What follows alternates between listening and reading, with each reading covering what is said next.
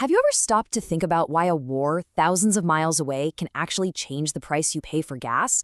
Or how the US can, with just a few keystrokes, financially cripple an entire nation? Well, the answer to both those questions is, in a huge way, the US dollar. It's like this invisible empire that secretly shapes our entire world. So, how on earth did one currency get so powerful, and what does it really mean for you and me? Let's dive in. Okay, let's start with a number. 100 million.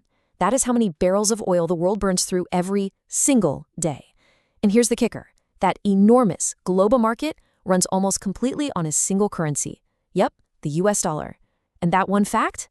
That's the master key to understanding all of this. But, how does this dominance actually work? It's not just some fancy title. Being the world's default currency comes with some pretty amazing perks. There's actually a name for it. Economists call it the exorbitant privilege. And this is the first piece of the puzzle we really need to understand. So, at the very heart of all this is the idea of a reserve currency. Just think about it like your own savings account. You keep some money tucked away for emergencies, right? Well, countries do the exact same thing. They hold reserves of foreign cash to buy essential stuff like oil and to make sure their own economies don't go haywire.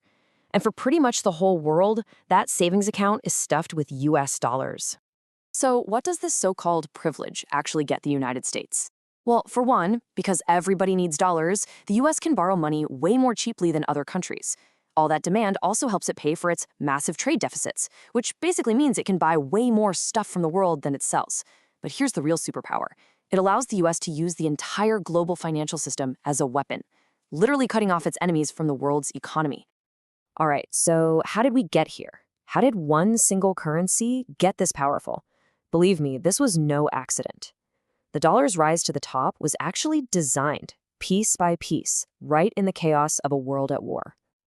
It all goes back to the end of World War II, at this major conference called Bretton Woods. World leaders were desperate for stability, so they all agreed to peg their currencies to the US dollar, which back then was backed by solid gold. Now, fast forward to 1971, the US cut that tie to gold. But by then, it was too late. The system was already built around the dollar. It became the anchor, the currency everyone trusted, the one everybody needed. Now, let's bring this out of the history books and into today, because nothing shows you the raw geopolitical power of the dollar quite like the global oil market, especially when a major war breaks out. So here are the big three, the heavyweights of the oil world: the US, Saudi Arabia, and Russia. For years, the system, it worked. Russia was a huge part of this, pumping tons of oil and gas, especially to its neighbors right next door in Europe. But after the invasion of Ukraine, the US and its allies unleashed their ultimate non-military weapon, the dollar itself. They hit Russia with sanctions like we've never seen before, basically unplugging them from the global financial network. And get this, they froze about $300 billion of Russia's own money. Think about that.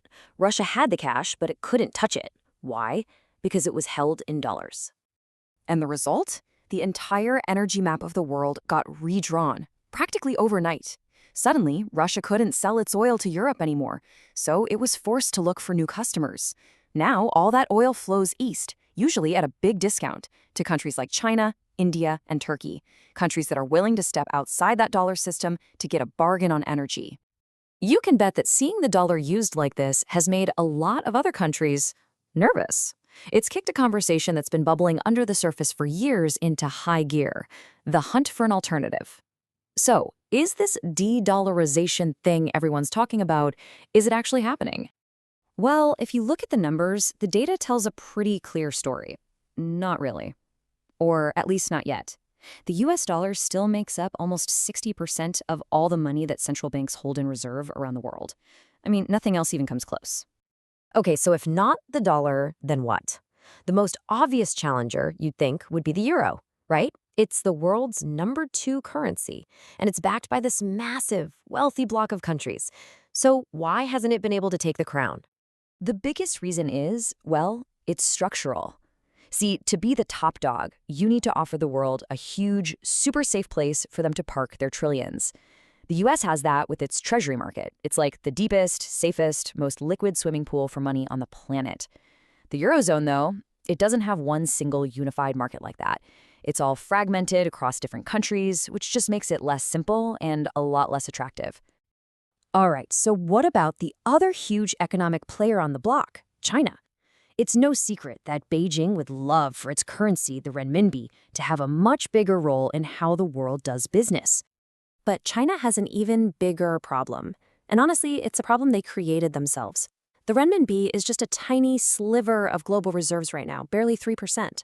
And the main obstacle is that the Chinese government keeps a tight grip on money moving in and out of the country. If you're running a central bank and you need to know you can get your cash in a crisis, that kind of control is a gigantic red flag. So this all brings us to the million-dollar question, or maybe the trillion-dollar question. What's next? Is the dollar going to stay king of the hill forever, or are we slowly drifting towards a world with a bunch of competing currencies? Well, according to most experts, a post-dollar world isn't happening anytime soon. As Zongyuan Zoe Liu over at the Council on Foreign Relations puts it, China does not have the intention or the capacity to dethrone the dollar. The simple truth is, right now, there's just no other game in town. There's no viable alternative, at least for now. So here's the bottom line.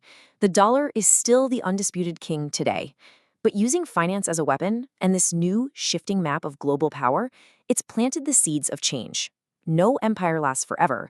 And the really interesting question isn't if the dollar's reign will end, but what our world is going to look like when it does. What happens when the invisible empire is no longer invisible?